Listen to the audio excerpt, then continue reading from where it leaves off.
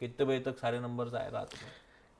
देखिए, एक नंबर तो आ गया था करीब 6 बजे के आसपास, जियो का का। बहुत जल्दी आया था। हाँ, हाँ और इसका नंबर आया था 7:05 पे।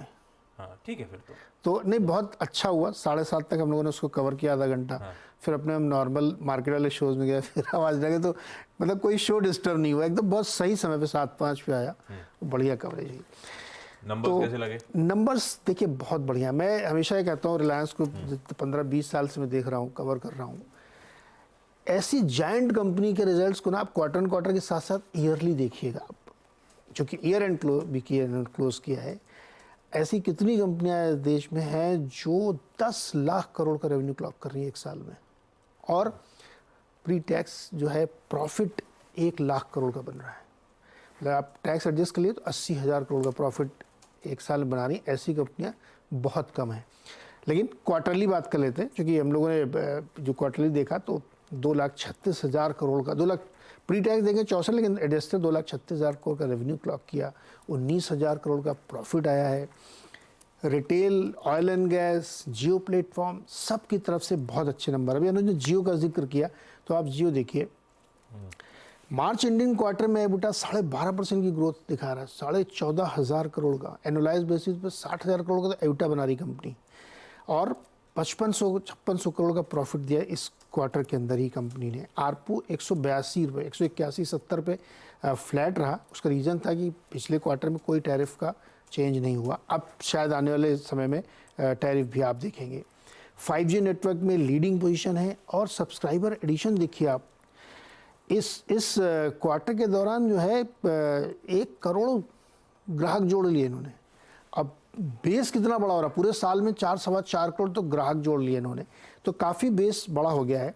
इसी तरीके से आप रिलायंस रिटेल में जाएंगे तो 3 लाख करोड़ साल का रेवेन्यू बनाने वाली कंपनी है। देश की सबसे बड़ी रिटेल कंपनी हो चुकी है ये, अलग काफ़ी समय से हो चुकी है ये, और 18.5% का एबिटा इनका।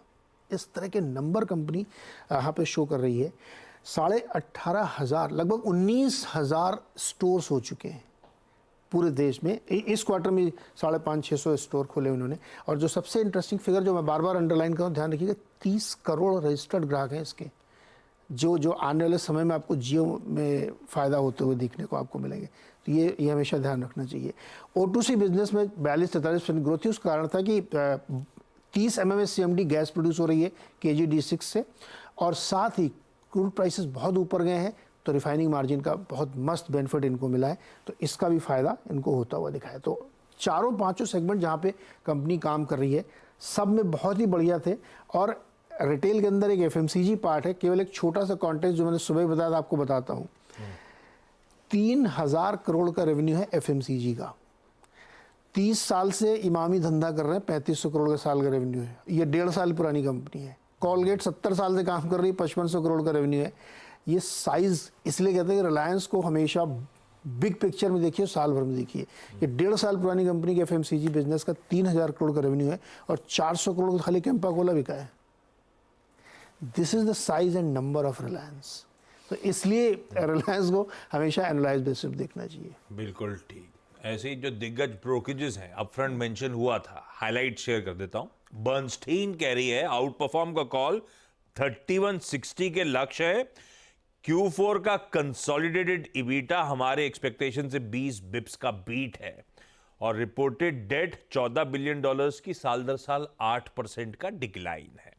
मॉर्गन स्टैनली ओवरवेट का कॉल, 3046 का लक्ष्य।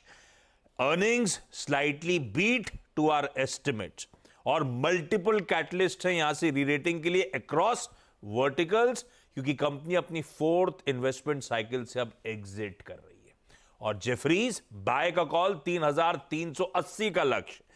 Peak capex appears behind, free cash flow improve हुए, नेट डेट गिरना शुरू हो गई है। हम अपने FY25, अपने FY26 के बीटा एस्टिमेट्स बढ़ा रहे हैं। यह है ब्रोकरेजेस का व्यू। नंबर